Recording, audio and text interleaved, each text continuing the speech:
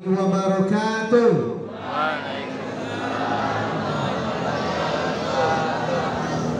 Kurang semangatnya. Dikasih pantun dulu. Tadi pembawa acara bawa pantun, dikasih pula pantun. Dari Pekanbaru ke Kota Rengat sampai di Kerinci sudah larut malam. Walaupun saya datang terlambat, tetaplah kompak menjawab salam. Assalamualaikum warahmatullahi wabarakatuh. Waalaikumsalam warahmatullahi wabarakatuh. Alhamdulillahilladzi ahyana ba'dama amatana wa ilaihin nusur. Asyhadu an la ilaha illallah wahdahu la syarikalah wa asyhadu anna Muhammadan abduhu wa rasuluhu la nabiyya ba'da. Allahumma salli wa sallim ala Muhammadin wa ala alihi wa sahbihi ajma'in, amma ba'du. Summa Allahumma inna nas'aluka ilman nafi'an wa rizqan thayyiban wa amalan mutaqabbal. Allahumma bika asbahna wa bika amsayna wa bika nahya wa bika namutu wa ilaikan nusur. Yang sama-sama kita hormati Ketua Majelis Dikdasmen PWN Provinsi Riau, yaitu Bapak Dr. Indra Hasan. Alhamdulillah hadir bersama kita. Yang kami hormati Bapak Kepala Sekolah SMK Muhammadiyah 3, Bapak Dr. Alisman, beserta kepala sekolah, para majelis guru, anak-anak kami yang dimuliakan Allah Subhanahu wa Ta'ala. Pertama dan yang lebih utama, marilah kita memuji dan memuja Allah Ta'ala dengan ucapan Alhamdulillah.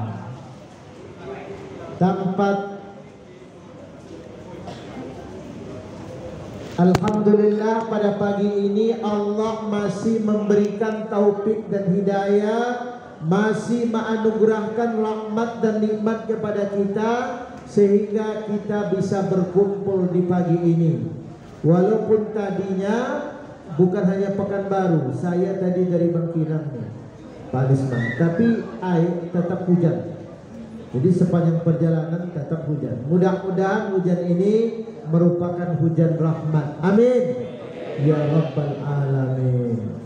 Dan di saat turun hujan adalah waktu yang mustajab dalam berdoa. Ada orang mengatakan, Ustaz, kami sudah capek berdoa tapi Allah belum makbulkan doa kami. Mungkin salah satu penyebabnya kita tidak berdoa di waktu yang mustajab. Dalam WC berdoa juga ada. Jangan dalam WC tak boleh berdoa. Kapan waktu mustajab berdoa? Di saat turun hujan. Kata Nabi, pintu-pintu langit dibuka oleh Allah Ta'ala tatkala turun hujan dan tatkala perang fisabilillah sedang berkecamuk. Kapan lagi Ustaz? Antara azan dan iqamah berdoa. Ketiga, setiap hari Jumat setelah sholat asar. Keempat, di waktu sujud terakhir di setiap sholat. Yang kelima itu di sepertiga malam terakhir. Yang keenam adalah 10 malam terakhir di bulan Ramadan. Carilah waktu-waktu itu, waktu mustajab dalam berdoa, apalagi malam Lailatul Qadar. Selawat dan salam Allahumma salli ala Muhammad wa ala ali Muhammad mudah-mudahan tercurahkan kepada baginda Rasulullah sallallahu alaihi wasallam. Bapak-bapak, ibu-ibu dan anak-anak kami yang berbahagia, tanpa terasa oleh kita lebih kurang 1 atau 2 hari lagi. Jadi lebih kurang 1 hari lagi kita akan berjumpa dengan bulan suci Ramadan, insya Allah. Walaupun belum ada menteri agama, tapi kita pimpinan pusat Muhammadiyah sudah mengumumkan jauh-jauh hari. 1 Ramadan tahun ini jatuh pada hari Kamis, tanggal 23 Maret. Pemerintah biasanya baru melakukan sidang isbat itu malam besok. Jadi besok hari Rabu 22 Maret sore jam 5.30 itu setiap kanwil Kementerian Agama, Ketua MUI provinsi, setiap provinsi bersama ahli yang untuk menengok bulan ini berkumpul di tempat yang paling tinggi. Saya terakhir mengikuti 3 tahun yang lalu. Itu di hotel belakang Transmart. Hotel apa namanya itu? Lupa saya nama hotel. Kadang tiap hari lewat situ. Hah? Ya di belakang Transmart itulah. Naik ke atas yang paling tinggi, naik lagi ke atasnya, maka ditengoklah bulan di situ. Saya tengok bulan pakai alatnya tak nampak. Saya bilang, oh nampaknya bukan jelas seperti bulan purnama Ustaz. Oh gitu. Tapi seperti, dan maghribnya dilaporkan ke Jakarta. Setelah maghrib sidang isbat. Apakah besok 1 Ramadan atau belum nampak, cukup 30 hari. Tapi insya Allah tahun ini 1 Ramadan kita sama. Amin ya Rabbal Alamin. Banyak hari perkara hari tidak semulia hari Jumat. Maka julukan hari Jumat Sayyidul Ayyam. Banyak nabi perkara nabi tidak semulia Nabi Muhammad. Julukan Nabi Muhammad Sayyidul Anbiya wal Mursalin. Banyak bulan perkara bulan tidak semulia bulan Ramadan. Maka julukan bulan Ramadan Sayyidus Suhur. Apa julukan anak? Sayyidus Suhur, raja atau penghulu sekalian bulan. Oleh karena itu, insyaallah taala kita akan berjumpa dengan bulan suci Ramadan. Ustaz, rasanya baru kemarin Idul Fitri Ramadan, kok ketemu lagi dengan Ramadan? Itulah di akhir zaman ini.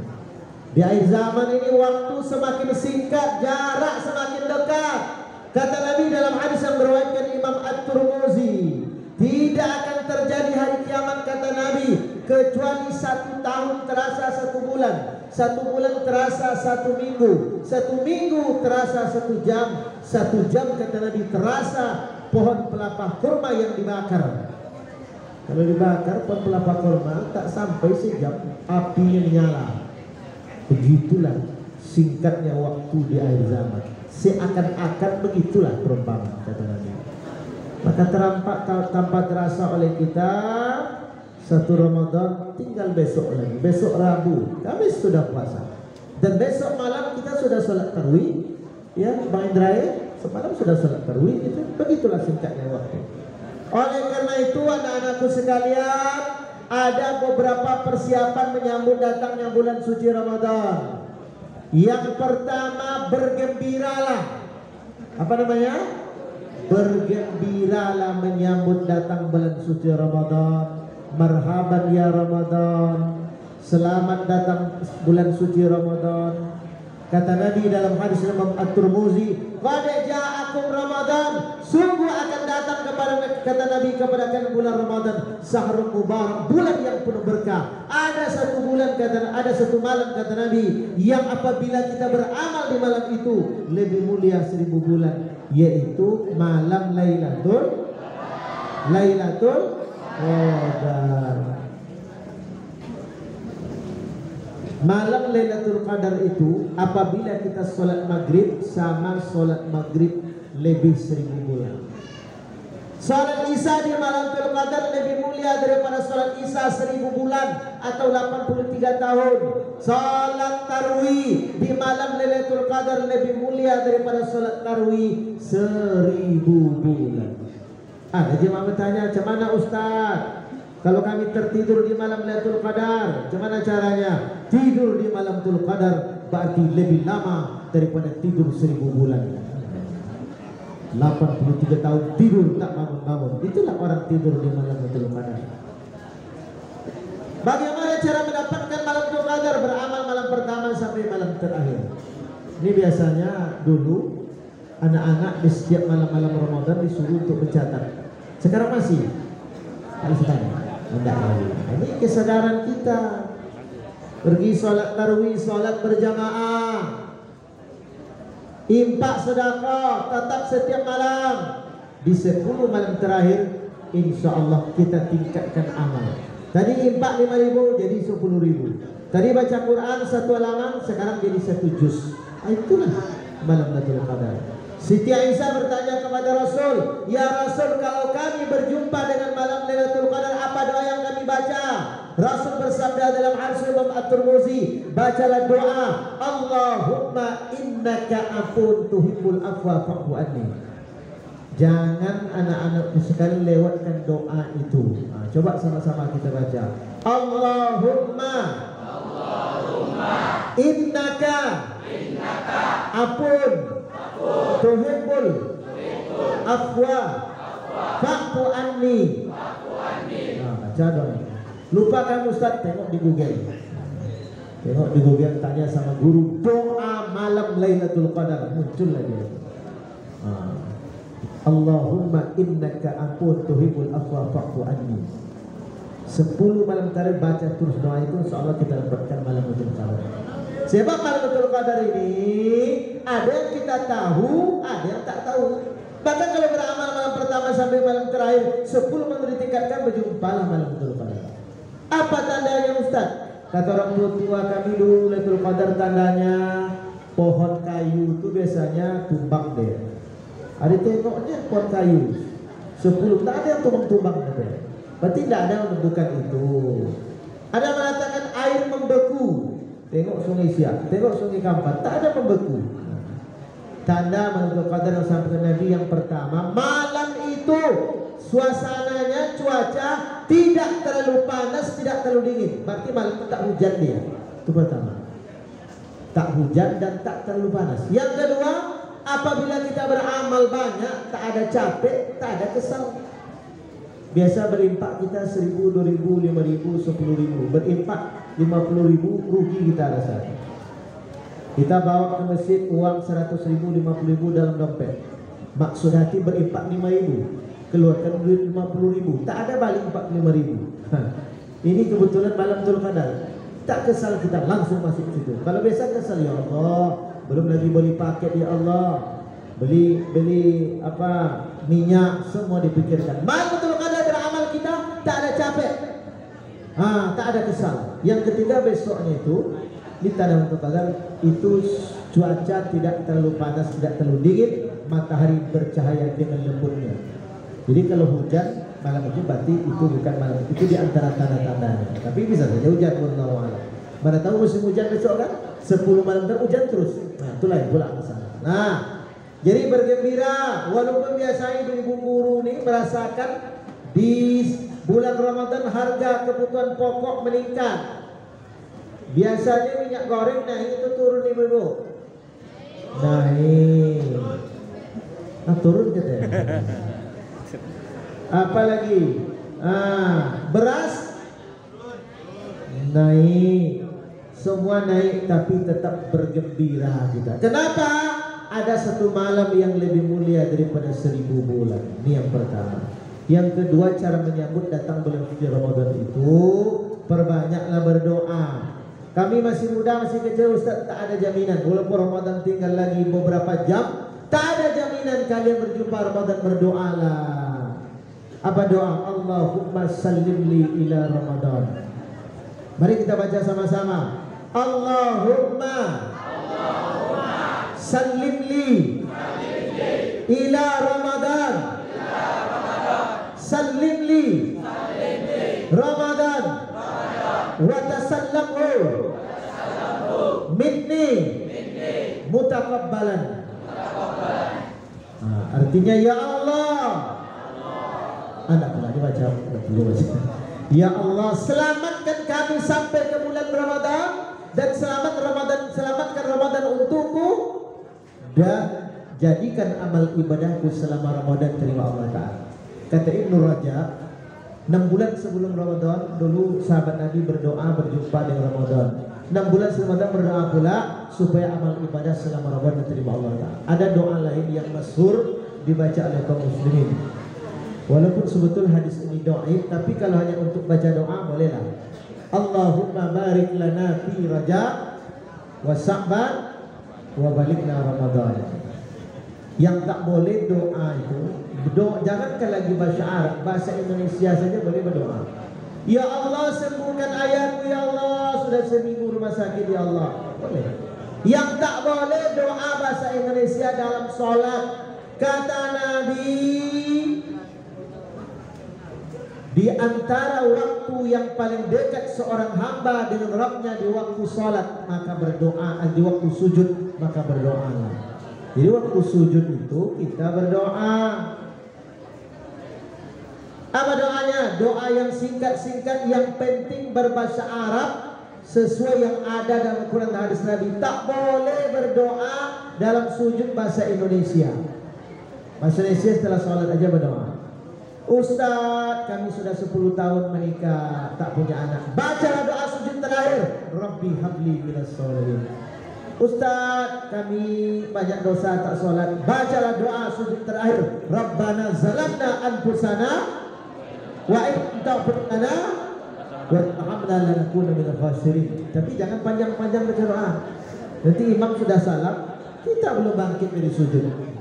Saya tengok ada seperti itu tuh, Ustaz Ali Sumar. Saya sholat di belakang, tak bangkit dari sujud, risau pula kita di belakang.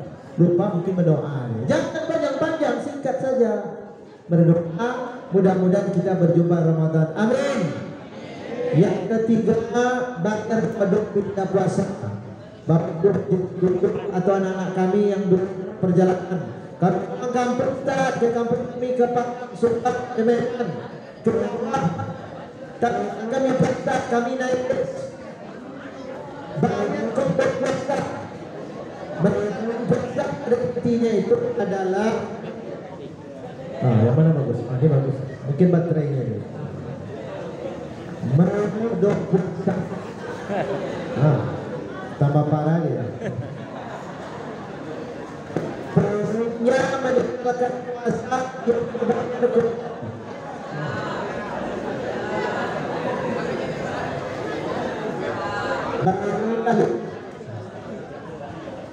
Minum.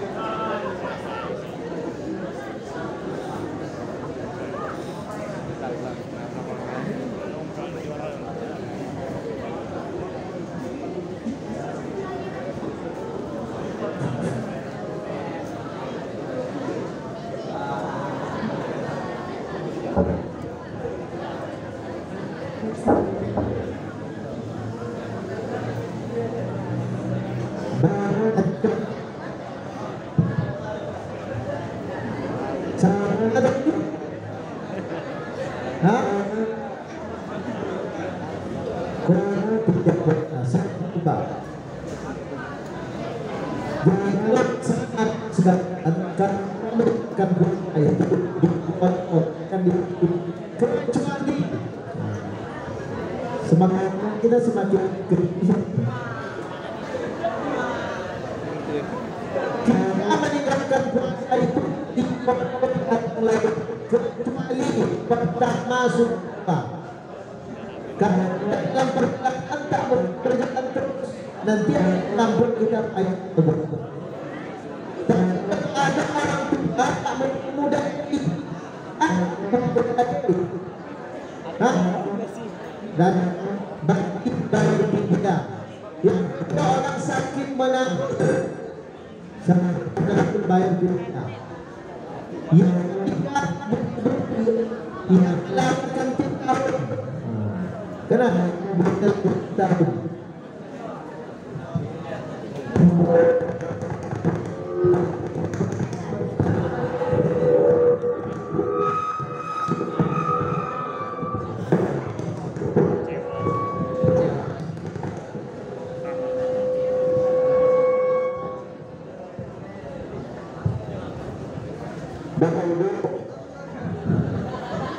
Anak-anak tersebut yang berbahagia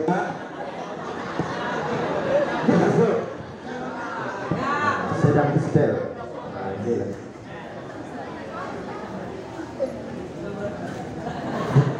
Jadi pada intinya atau meninggalkan puasa Kecuali yang pertama sudah tua.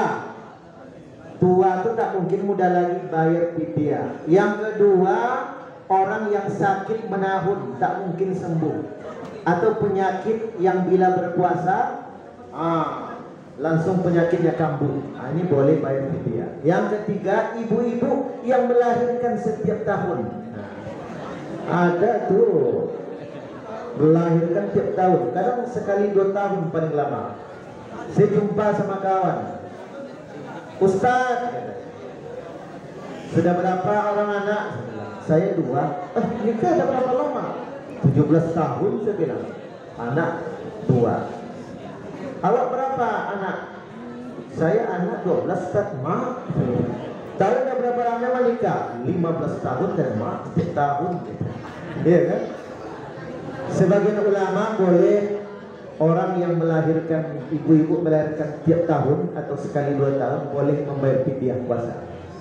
Sebab tak ada kesempatan lagi mengkodok. Kapan? Tahun ini hamil, tentu melahirkan sebelum lebaran, besok menyusui, tahun 1 lagi kembali lagi. Ya kan? Ini boleh dibayar fidyah. Bagaimana cara berfidyah? Ta'amul miskin, memberi makan orang miskin. Membayar fidyah itu bagusnya makanan yang dikasih. Kalau masih muda tak boleh bayar fidyah. Kami tak puasa kemarin ke Padang, Ustaz, dalam perjalanan bulan puasa, kodo ya, jangan bayar fidyah.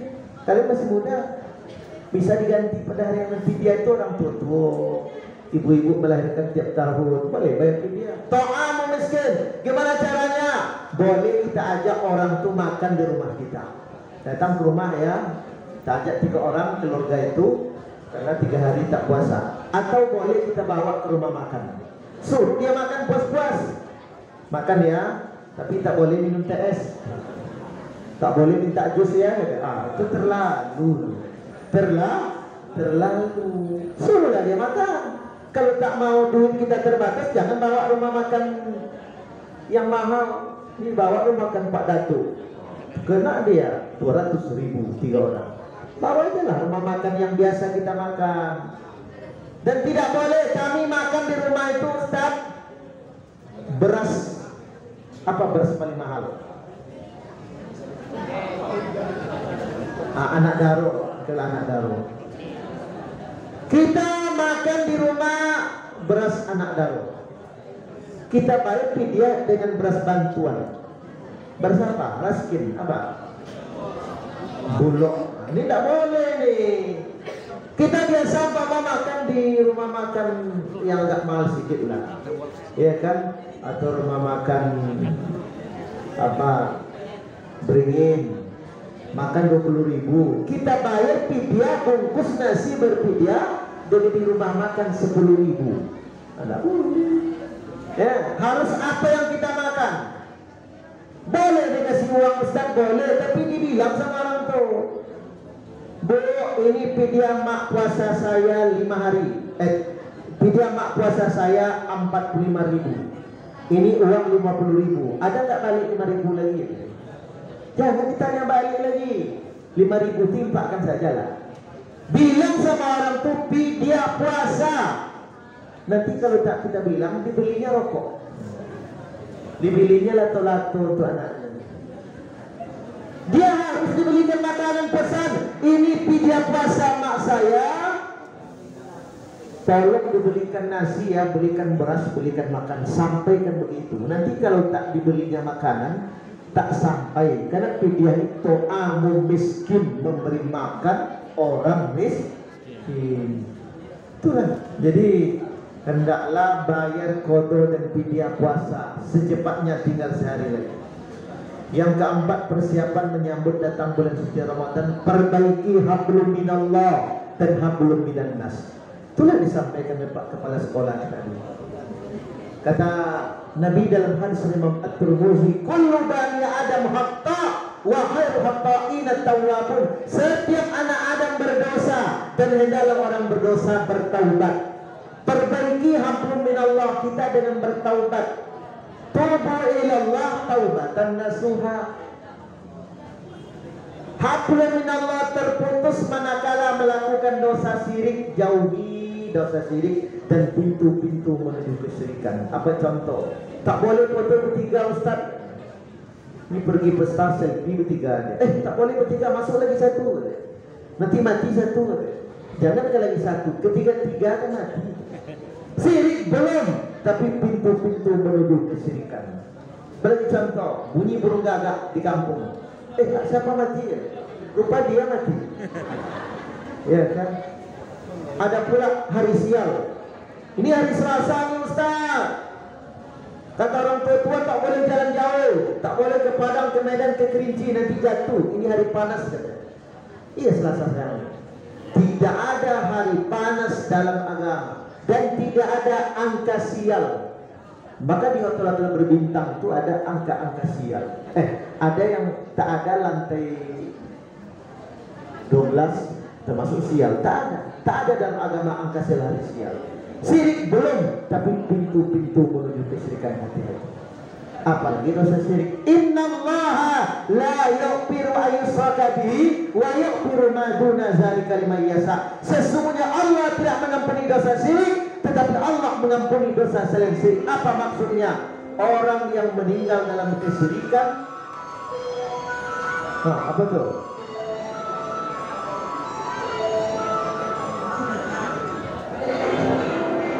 Itu kelerman ya istilah itu ya.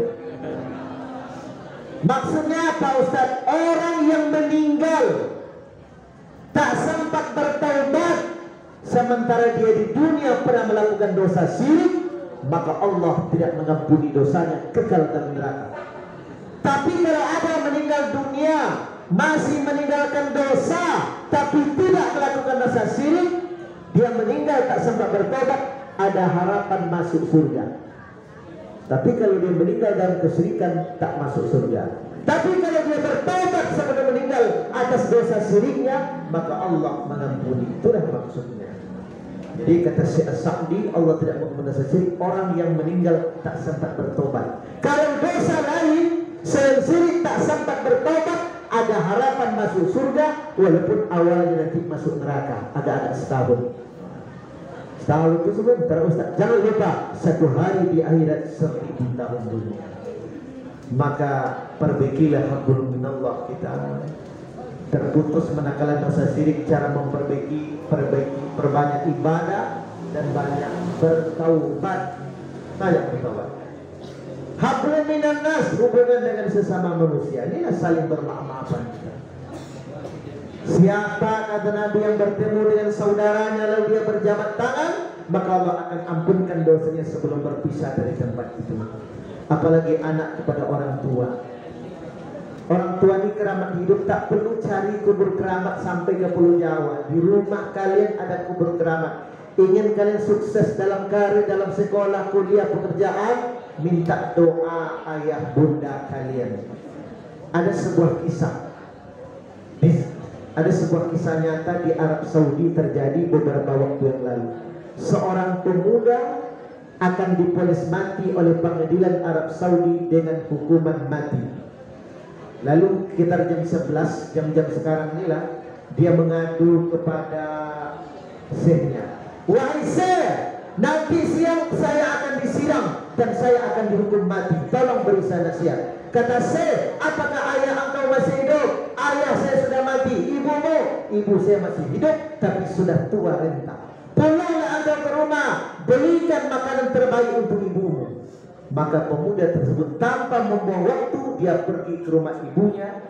Di tengah jalan dia beli makanan, roti yang paling mahal, yang paling enak, diantarkan ke rumah ibunya. Sampai di rumah ibunya dengan menangis, ibunya berdoa, ya Allah, semoga Allah tetap menjagamu wahai anakku dari segala macam bentuk fitnah. Dimakan oleh ibunya kue tersebut, terasa enak. Belum lagi pemuda tersebut kembali ke pengadilan setelah zuhur untuk diponis hukuman mati. Orang pengadilan menelpon anak muda tersebut bahwa sidang setelah zuhur tidak jadi dan hukuman mati ditiadakan karena pemuda tersebut dilaporkan oleh orang dengan laporan palsu dan orang itu sudah ditangkap. Subhanallah. hanya dengan membelikan makanan terbaik untuk ibunya, dia dibebaskan Allah dari hukuman mati. Itu bukan tanpa sebab itu. Begitulah. Oleh karena itu saya berpesan kepada anak-anakku sekalian, berbaktilah kepada ibu kalian. Ibu itu keramat hidup. Di zaman Umar bin Abdul Aziz ada seorang pemuda yang datang kepada Syekh Hasan Al-Basri. Wahai Syekh, 10 tahun lamanya ayah saya terbaring di rumah saya dalam keadaan sakit yang parah, dan selama 10 tahun saya tampung buang air besarnya dengan tangan kanan saya tanpa ada saya cicik sedikit pun. Apakah saya sudah membayar pengorbanan ayah saya kepada saya selama ini? Kata Syekh Hasan Basri, belum cukup wahai anak muda. Subhanallah. 10 tahun dia tampung buang air besar dengan tangan kanannya. Zaman itu belum ada pempes. Sekarang kalau orang tua sakit ada pempes, betul. Tapi jangan salah beli pula. Beli pempes di apotek, beli itu anak kecil. Jangan. Dulu belum ada rumah sakit. Dia tampung dengan tangan kanan tabaras. Jadi rupanya belum cukup membayar pengorbanan ayah. Subhanallah.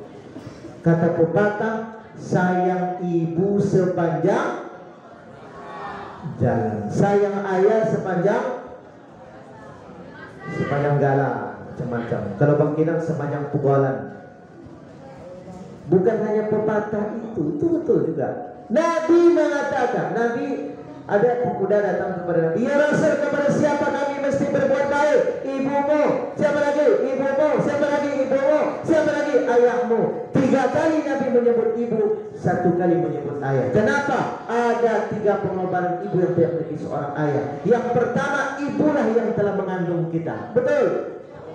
Ayah pernah tak mengandung kita? Tidak. Yang kedua, ibulah yang telah melahirkan kita, berjuang antara hidup dan mati, antara genangan darah dan air mata. Tidak jarang seorang ibu yang meninggal waktu melahirkan kita. Ayah tak pernah ikut merasakan pahitnya melahirkan. Yang ketiga, ibu yang telah menyusui kita. Sesayang apapun ayah sama kita, ayah tak pernah menyusui kita. Ada kita nyusu sama ayah? Tak ada. Nangis minta dikasihnya duit, kasih bonbon. Ibu nangis disusukan kita. Tapi jangan lupa pengorbanan ayah tak kalah pentingnya. Seorang ayah yang bijaksana akan berkata kepada anaknya, wahai anakku, biarkan ayah tidak sekolah, asal engkau bisa sekolah. Biar hidup ayah susah, asal engkau di kemudian hari bisa bahagia. Itulah ayah kita. Betapa banyak ayah kita yang meninggal dunia di rantau orang, mencari nafkah sesuap nasi. Kita tak bisa melihat jenazahnya. Betapa banyak ayah kita meninggal di jalan sebagai sopir, mencari sesuap nasi menyekolahkan kita. Betapa banyak ayah meninggal dunia di hutan mencari kayu bakar, mencari upah. Itulah pengorbanan ibu dan ayah kita. Maka bahagiakan mereka selagi mereka masih hidup. Pergi ke rumahnya, enggak, atau pulang ke rumah, ciumlah tangan, minta doa daripadanya. Yang sudah meninggal dunia, doakan dia. Nih hablullah minas. Yang terakhir, persiapan kita menyambut datangnya bulan suci Ramadan, memperbanyak ilmu tentang puasa itu sendiri. Saya kalau tak salah, 1,5 bulan yang lalu sini juga ya Pak Kepala ya, Isra Mi'raj Bang Indra. Sekarang kemarin Pak Kepala dan puasa lagi menyambut Ramadan. Alhamdulillah. Ya penting dan perlu menyambut Ramadan. Ini saya ini baru pulang malam tadi dari Selat Panjang. Acara menyambut Ramadan. Enak. Semua menyambut Ramadan intinya. Sekarang kita menyambut Ramadan. Tadi sebetulnya saya ceramah di RRI. Karena acara di sini tak bisa sana, jadi lewat telepon. Itu pun cuma 15 menit. 15 menit tak ada orang jadi bertanya. Jadi penting ini menyambut datangnya bulan suci Ramadan, kembali pelajari ilmu tentang puasa. Kata Nabi, betapa banyak umatku yang puasa hanya dapat haus dan lapar. Kita harus pelajari kembali yang membatalkan puasa. Makan, minum, hubungan suami istri. Makan, minum kalau tak sengaja tak batal puasa. Apa contoh? Tapi tak boleh dibuat-buat. Kalian besok hari Kamis puasa pertama pergi ke dapur, rencana di kulkas entah apa yang ditengok, nampak di kulkas air mineral dingin. Ya Allah, haus ya Allah, langsung minumnya.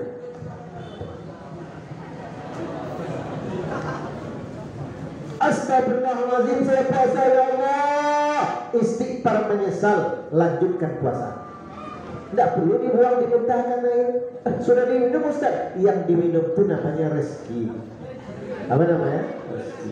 Tapi jangan ulang lagi. Ya Allah, saya lupa tadi ya Allah. Tapi haus belum selesai ya Allah. Tambah lagi minum.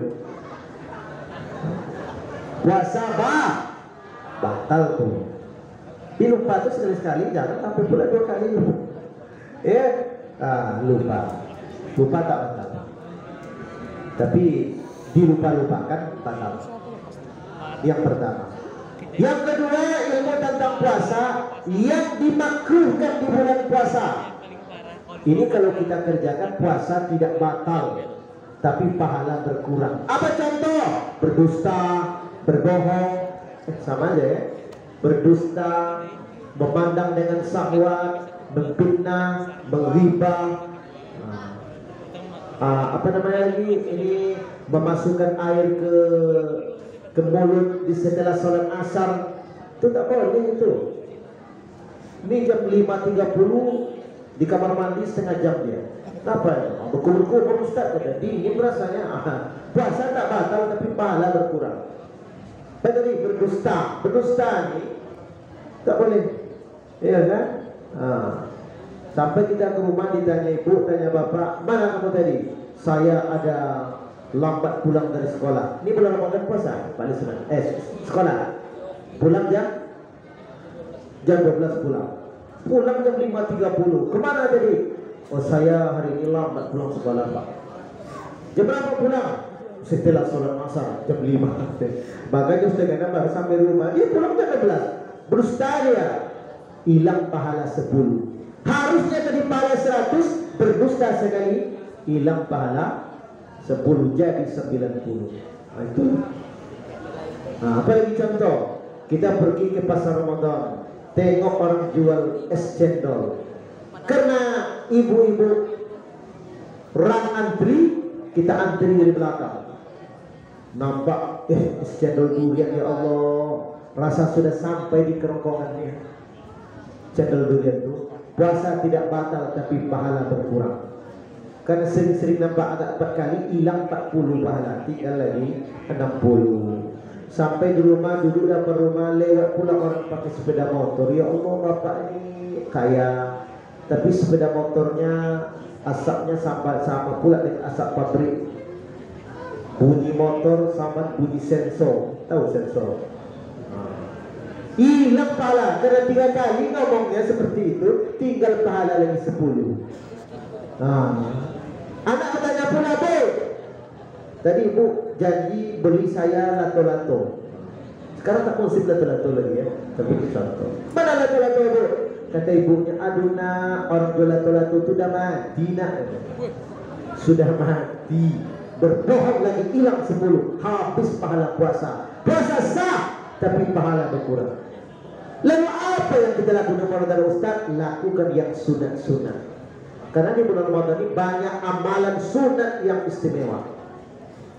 Apa itu contoh? Yang pertama, berdoa. Apa nana?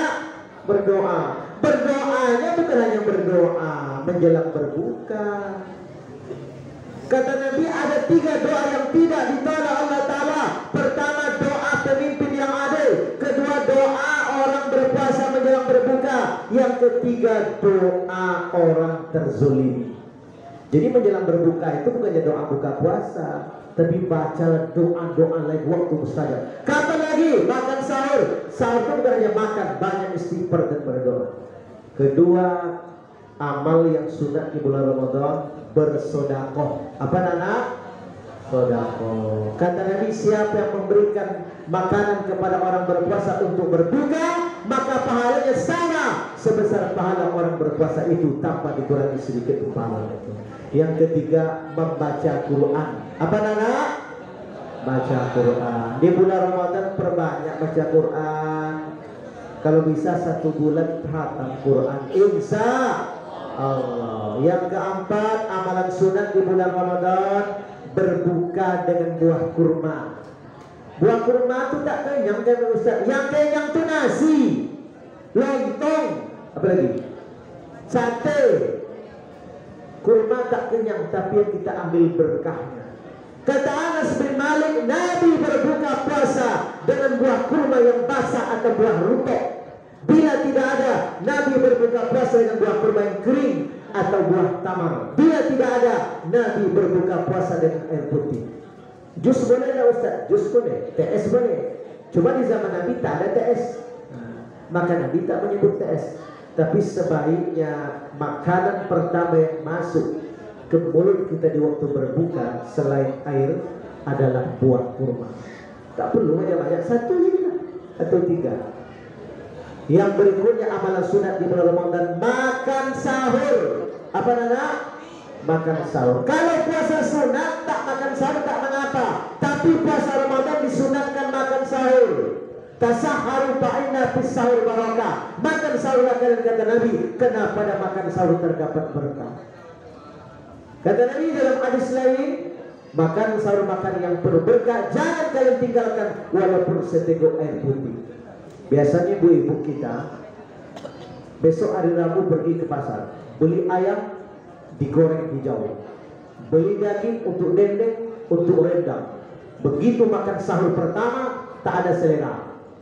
Begitu, bukan seleranya, walaupun hanya seteguk air putih, secangkir teh, cangkir besar ya, sesendok atau apapun namanya, tetap kita makan sahur karena itu disunnahkan oleh Nabi. Oh tak Ustaz, kami tidak makan sahur. Kami makan sahur setelah sholat tarawih saja. Nanti kami bangun, kami langsung ke masjid. Sudah sholat tarawih bukan makan sahur namanya, tapi makan malam. Tambun digo. Jadi makan sahur itu sepertiga malam terakhir. Insya Allah. Apa lagi? Amal sunat di bulan Ramadan, salat tarawih dan salat witir. Itu hanya ada di bulan Ramadan. Kata Nabi, siapa yang salat tarawih berjamaah bersama imam dilanjutkan dengan witir, dapat pahala salat semalam suntuk. Yang terakhir, amal sunat dan bulan Ramadan. Ini terakhir itu saja ya. Yang terakhir itu tetap kita melaksanakan sholat berjamaah. Di luar Ramadan sholat jamaah, di bulan Ramadan kita tingkatkan lagi. Biasa kita masbuk, bulan Ramadan jangan masbuk lagi. Ya kan? Tetap perbanyak sholat berjamaah. Yang sunat anak-anakku sama pahala wajib, yang wajib berlipat ganda. 27 berjamaah di bulan Ramadan, pahala lebih meningkat lagi. Insya Allah. Itu yang dapat Ustaz sampaikan. Mudah-mudahan Allah sampaikan umur kita di bulan Ramadan. Amin.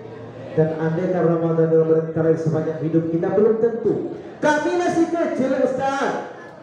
Tentu kami sampai ke bulan Ramadan belum tentu. Banyak anak muda meninggal sebelum tua, banyak anak meninggal sebelum orang tua, banyak orang meninggal sebelum sakit. Kata Allah Ta'ala, wa likulli ummatin ajal fa iza jaa ajalun la yastaqdiruna sa'ah wa la yastaqdimun. Setiap makhluk memiliki ajal, bila ajalnya tiba tak dapat diundurkan, tak dapat dimajukan. Ada kisah.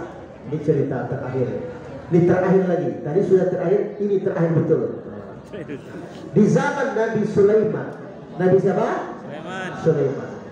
Nabi Sulaiman duduk-duduk dengan sahabatnya seperti kita sekarang inilah. Lalu datang seorang laki-laki berpakaian serba putih, duduk dekat pintu. Mana baju putih? Dekat pintu. Ada. Duduk dekat pintu. Lalu kemudian tak lama kemudian pergi pun laki-laki tersebut. Seorang pemuda bertanya kepada Nabi Sulaiman, "Hai Nabi, siapa itu yang datang tadi?" Sebab semenjak dia datang sampai pulang, yang dipandangnya saya terus tanpa berkedip matanya. Engkau itu yang dipandang? Iya, dia tuh malaikat maut. Kalau dia sudah pandang kepada seseorang, pasti nyawa akan dicabut. Risau tuh benda tersebut, pucat dia. Dia berkata kepada Nabi Sulaiman, "Ya Nabi, tolong antarkan saya melalui angin, perintahkan angin." Nabi Sulaiman kendaraannya angin. Kemana angin pergi berarti angin bisa menjadi kendaraannya.